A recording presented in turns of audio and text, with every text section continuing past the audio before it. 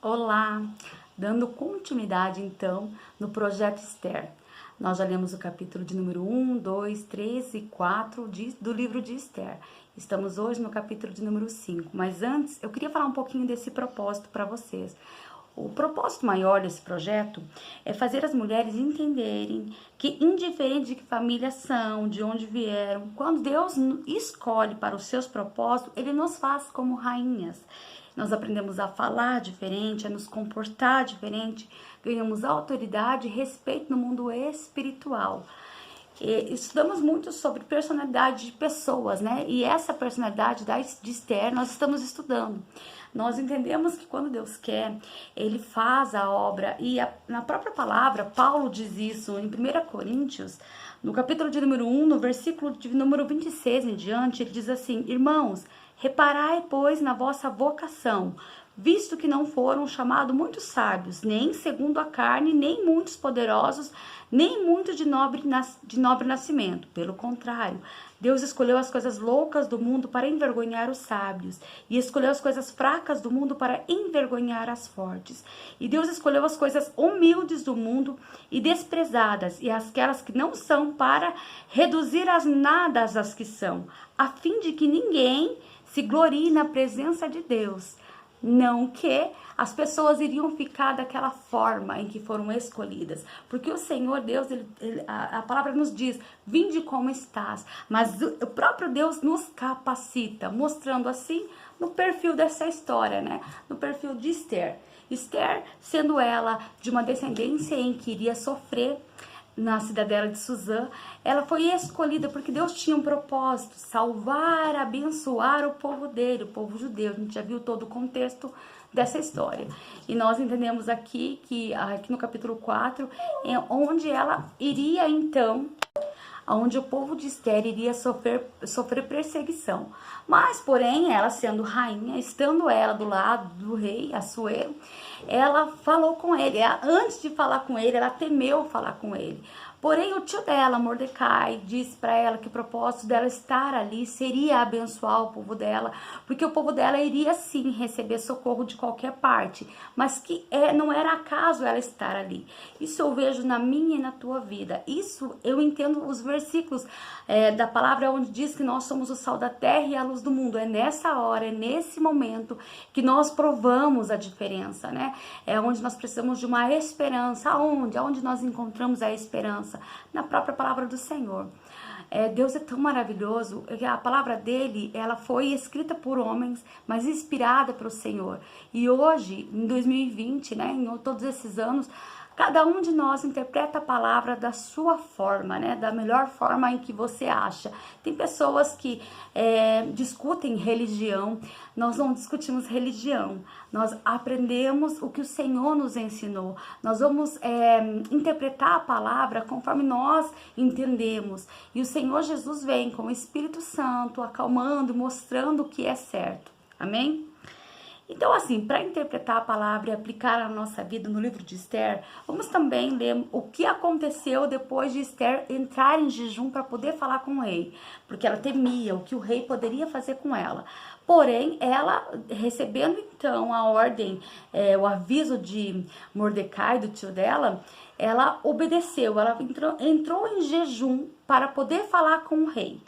Então diz assim, no capítulo de número 5 do livro de Esther, no versículo 1 em diante, diz assim: Ao terceiro dia Esther se aprontou com seus trajes reais e se pôs no pátio interior da casa do rei, defronte da residência do rei. O rei estava sentado no seu trono real, fronteiro à porta da residência. E quando o rei viu a rainha Esther parada no pátio, alcançou ela favor perante ele. Estendeu o rei para Esther o cetro de ouro que tinha na mão. Esther se chegou e tocou na ponta do cetro. Que legal até aqui. Então, assim, ela fez 3 dias de jejum.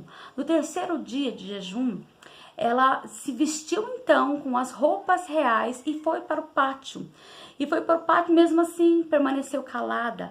Mas o rei avistou a rainha e ela alcançou favor perante o rei. Nós sabemos a história que diz que as pessoas, sem serem chamadas a estar com o rei, naquele tempo elas eram mortas se ele não conviesse a ele a falar com a pessoa.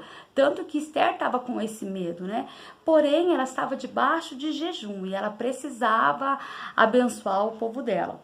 E ela alcançou o favor perante o rei naquela hora. Ele então se aproximou a ela e estendeu o cetro dela, que isso simbolizava em que ele queria também falar com ela, né? E ela tocou o cetro. Então, versículo 3 em diante diz assim: então lhe disse o rei: o que és que tem, rainha Esther? Ou qual é a tua petição? Até metade do reino se te dará. Respondeu Esther: se bem te parece, venha o rei e Amã hoje ao banquete que eu prepararei ao rei. Então disse o rei: faz apressar a Amã para que atendamos o que Esther deseja. Vindo, pois, o rei a Amã ao banquete de Esther, que a Esther havia preparado, disse o rei a Esther no banquete do vinho: qual é a tua petição? E se te dará o que desejas, cumprir-se-á, ainda que seja metade do reino. Olha só, Amã, por ser ele perseguidor do povo judeu, né, por estar ele com muita ira, porque Mordecai não se prostrava para ele, queria destruir o povo. E Esther, sabendo de tudo isso, toda a maquinação de Amã, ela convidou também o rei e Amã para estarem no banquete. Pera lá, mas por que? Se era ele que era mesmo contra o povo dela e ela sabia disso, por que ela chamou Amã? Aí é que vem as nossas interpretações de estudiosos, assim como você, pessoas que conhecem a Bíblia também. Nós temos alguns livros que nos acompanham mostrando a história dos judeus, né? Flávio Josefo, para quem já conhece, para quem ainda não conhece, quiser procurar, Flávio Josefo fala sobre a história dos judeus e narra bastante essa história de Esther aqui.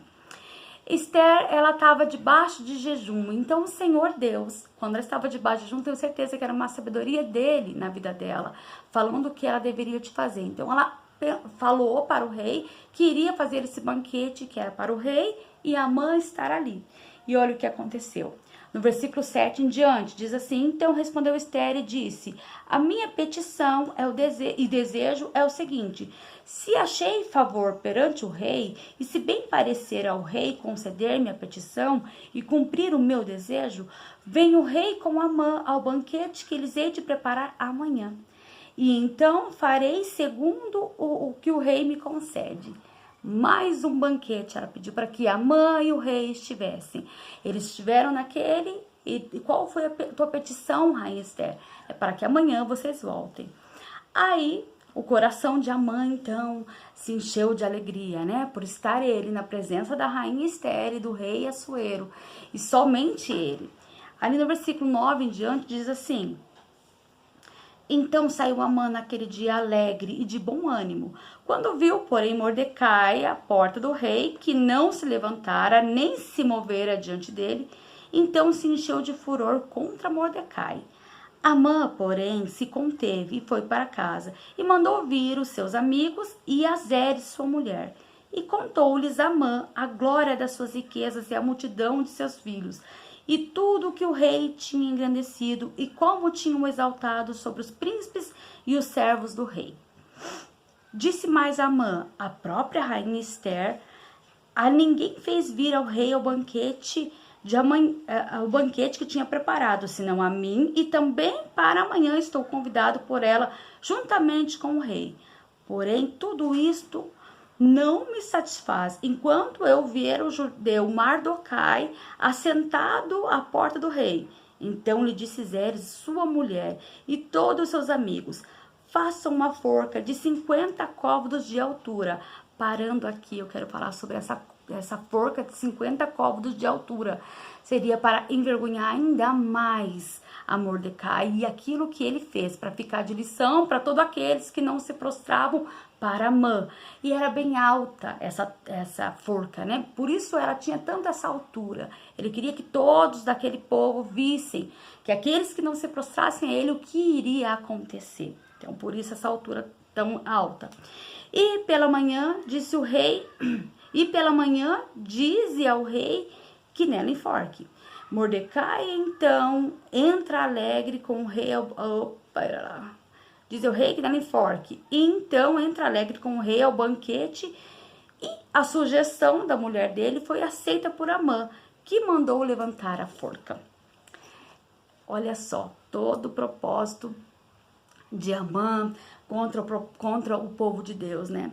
Ele ainda, com tudo aquilo que o rei já tinha feito para ele, falado que todos aqueles, que tudo o que ele queria que acontecesse estava de acordo com a vontade do próprio Amã, tudo já estava da forma que ele queria, mas ele não se continha ainda dentro dele, porque Mordecai não se prostrava ainda. Então ele não estava feliz, por mais que ele fosse próspero, por mais que ele estivesse sobre príncipes, sobre os maiores, ele estivesse sobre, ele fosse braço direito do rei, ainda ele não estava feliz, ainda não estava contente com tudo aquilo que ele já tinha.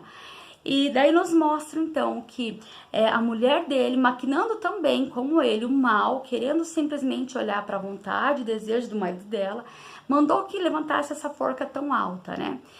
E ele falou, então vamos fazer, é assim que eu quero fazer. E amanhã eu vou mandar enforcar Mordecai, vou pedir para o rei enforcar Mordecai.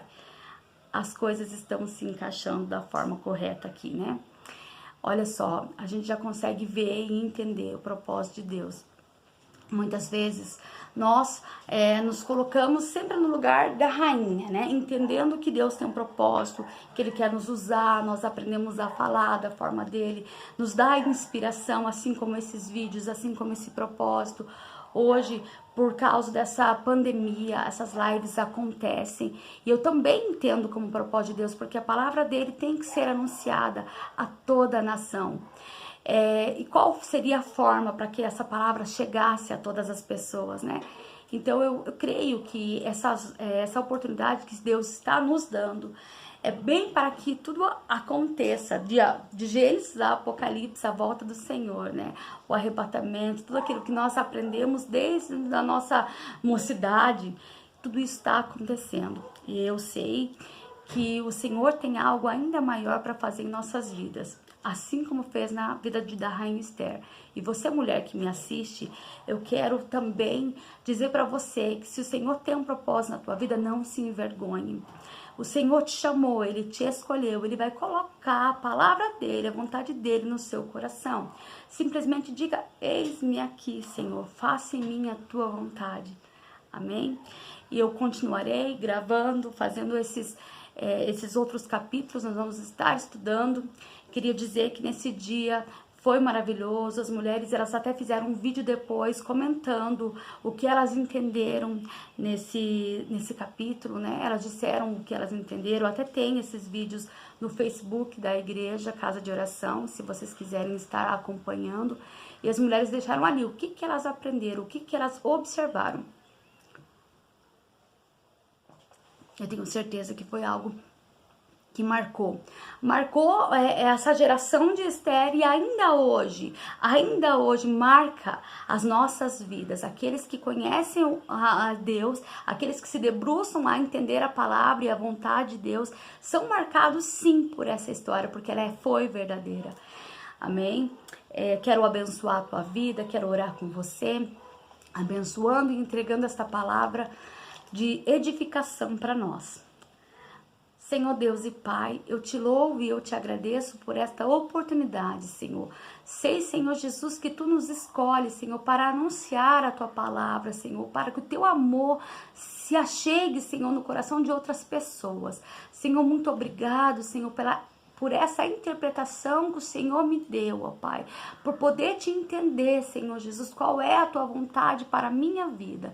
E eu peço, Senhor, que essas pessoas que estejam me ouvindo também, Senhor, possam te ouvir e entender a Tua vontade, Senhor. Que façam, Senhor Jesus, o que Tu queres, porque Tu és santo e soberano. Vem desse Espírito e traga para nós essa palavra de sabedoria, de esperança e de ousadia. Eu te louvo e te agradeço. Amém. Amém? Tenha essa ousadia dentro de você. O Senhor te escolheu.